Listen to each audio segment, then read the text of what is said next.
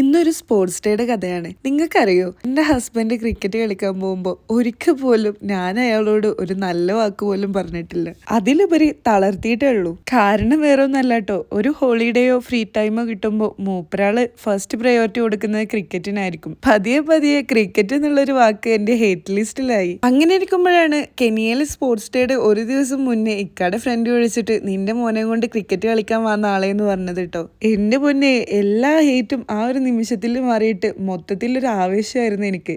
HR വിളിക്കുന്നു, leave പറയുന്നു, sports ഡേക്ക് പോകുന്നു, ആകെ മൊത്തം ഒരു ബഹളം. അവൻ തീരെ ചെറുതാവുകൊണ്ട് തന്നെ ഫീൽഡിംഗ് ആണ് അവനും അവൻ്റെ ഫ്രണ്ടിനും കിട്ടിയത്.